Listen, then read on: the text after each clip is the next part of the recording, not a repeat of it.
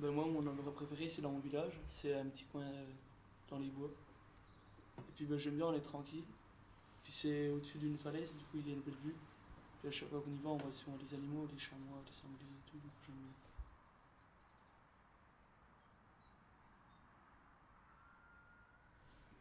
Bah, pour moi, un beau paysage, c'est le réveil dans mon village.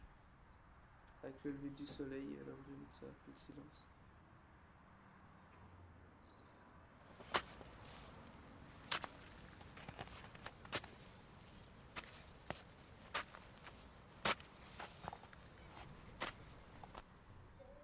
Moi, je préfère la montagne aussi, par contre, mais parce que déjà j'ai un chien, puis je l'amène des fois, j'ai du paysage derrière chez moi, j'habite à la campagne et des fois j'amène mon chien, puis je le lâche et ne serait-ce que le fait de crier pour le rappeler, ben, ça fait du bien de crier sans que ça dérange personne en fait. Et voilà.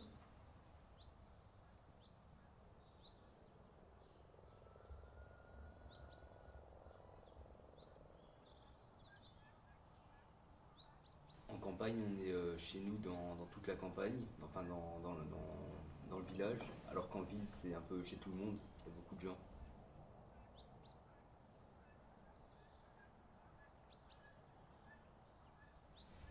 Pour revenir sur les trucs de grandeur, c'est qu'en fait la ville, c'est une seule ville qui est immense, alors que la campagne, c'est un ensemble de villages et de paysages et de forêts, de champs. Et ça peut paraître plus grand, mais c'est moins oppressant que la ville.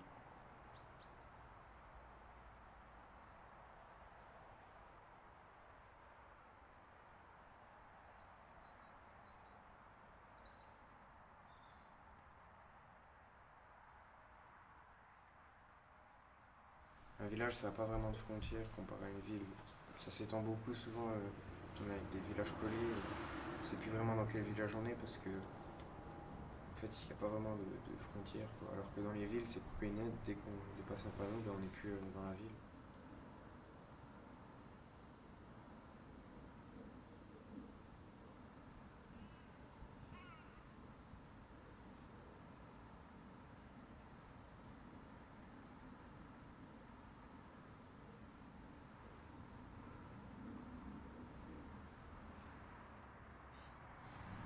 Du coup, après, je pense que ça dépend aussi des générations. Les jeunes, ils préfèrent sûrement la ville et tout ça. Après, je pense que c'est toujours bien d'aller à la campagne. Moi, je vais en ville et à la campagne. Et je suis toujours contente quand j'y vais. Ça me fait du bien. Je pense que comme ça pour beaucoup de gens.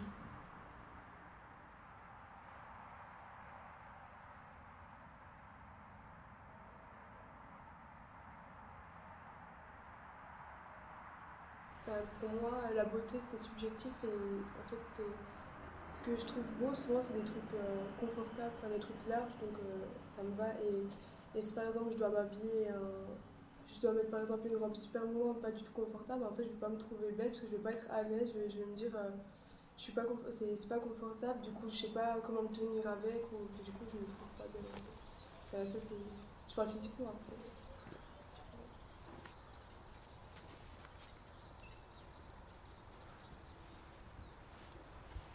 Moi aussi, je préfère ce qui est confortable. Par exemple, bah, pour le cas d'une voiture, je préfère avoir une voiture confortable que une voiture qui plairait aux autres.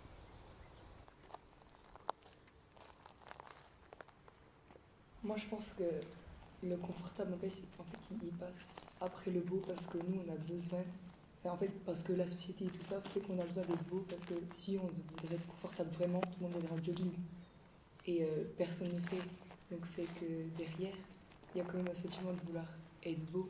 Et du coup, ça passe avant l'envie d'être confortable.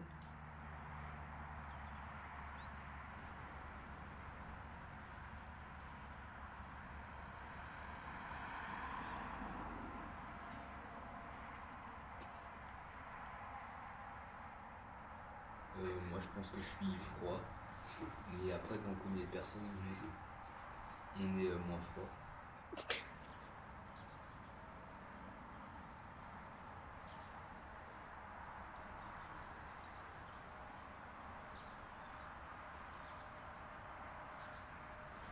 Ben moi, je suis un peu timide au début. Puis après, quand je connais plus les personnes, je suis plus attentionné. Même s'il m'arrive de faire des maladresses. Ben moi, je pense que suivant la situation de chacun, puis le passé de chacun, c'est ça aussi qui fait que suivant les personnes, on a un comportement différent.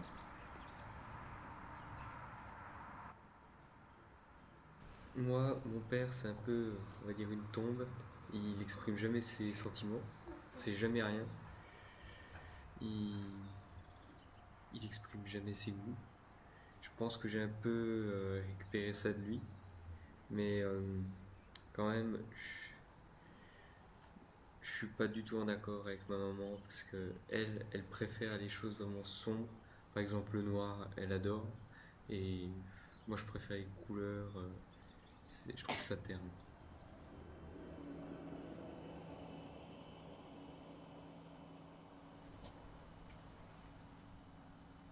Moi, j'ai pas vraiment les mêmes goûts que mes parents. Déjà, je connais pas déjà beaucoup de leurs goûts, mais ce que je connais, je suis pas vraiment comme ça. Bah, moi personnellement, j'ai les mêmes goûts que mes parents, généralement. Pour moi, c'est logique, vu que c'est nos parents. Si on n'a pas les mêmes goûts, c'est quand même bizarre. Bah, justement, c'est plus bizarre de ressembler exactement à ses parents, d'avoir les mêmes goûts que d'être que de pas avoir les mêmes goûts.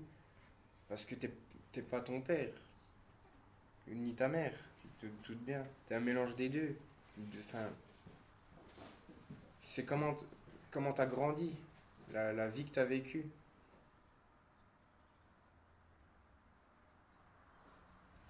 Moi, j'aurais préféré vivre dans les années 60 parce que pour vivre l'époque de mes parents, en fait, où on s'envoyait des lettres pour se voir, où genre, on allait dans les forêts puis faire construire des cabanes et tout, alors que maintenant, les mentalités, elles ont changé, puis on est dans la technologie, quoi.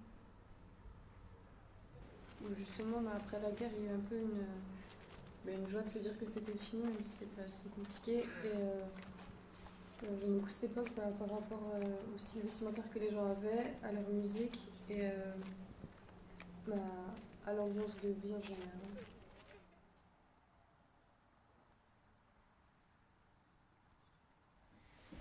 Ben moi, c'est comme Lucas, j'aurais préféré naître dans les années 80, parce que je trouve que c'est là qu'il y a le plus de changements technologiques, au niveau des robots, tout ça, puis ça m'aurait plu de voir le changement.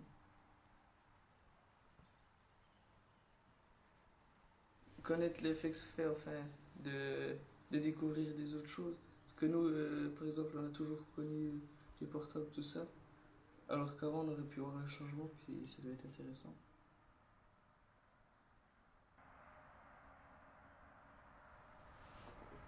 Moi, je pense que plus tard, nos enfants ils diront la même chose que nous, c'est-à-dire j'aurais bien aimé être né en 2020, des choses comme ça. Et puis, parce que plus tard, il y aura sûrement des nouvelles technologies, peut-être pas néfastes, mais qui vont encore changer le monde, quoi.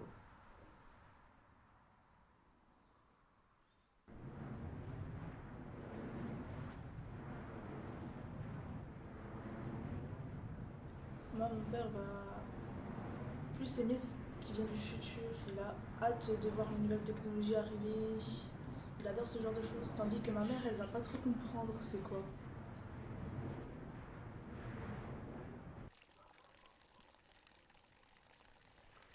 Alors moi je pense pas que les robots pourraient remplacer notre métier puisque tailler une haie ça se taille jamais pareil. Donc si à chaque fois il faudrait programmer les robots, ça fait perdre du temps, alors ce serait mieux que l'homme le fasse soi-même.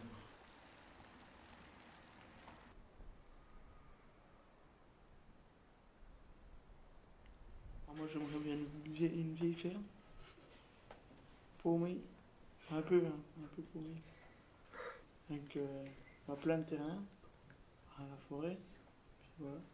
Puis couleur, bah oui, un peu de couleur, un peu de rouge, puis après le blanc parce que le blanc c'est bien.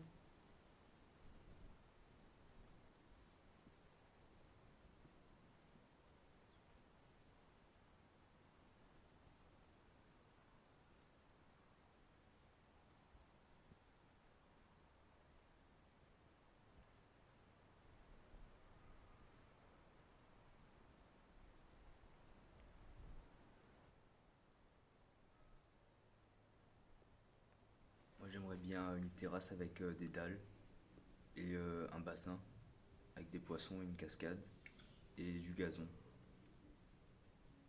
et un érable du Japon.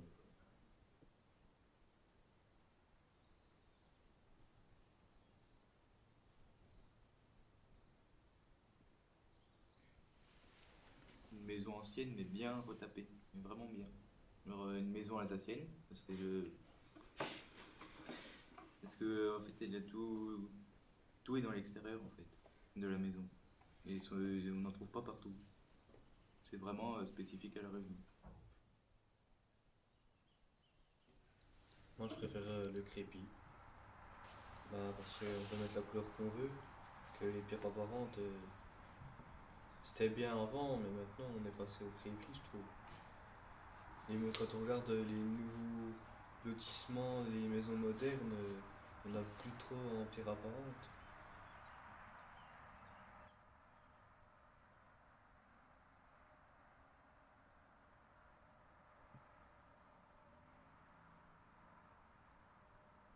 Le blanc, techniquement, enfin, je connais pas beaucoup de monde qui dit je n'aime pas le blanc. Alors du coup, que si on met du bleu ou du jaune ou du violet, ça plaira pas forcément à beaucoup de monde. Après, c'est pas fait pour plaire aux autres, c'est fait pour plaire à nous, mais enfin, je sais pas comment vous expliquer.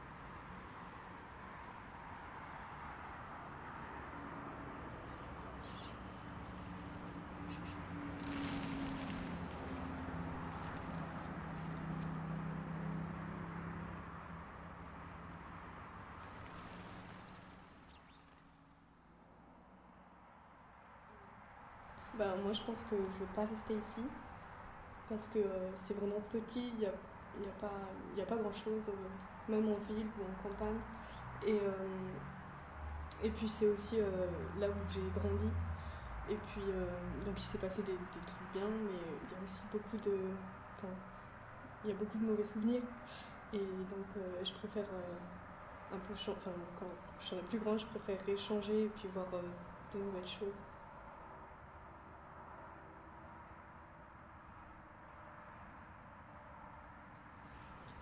Moi aussi, c'est pas envisageable de rester ici en fait. J'ai envie de partir. Je regrette pas mon enfance ici, mais c'est mon enfance qui est dans mon adolescence. Sinon, le reste, c'est pas ici.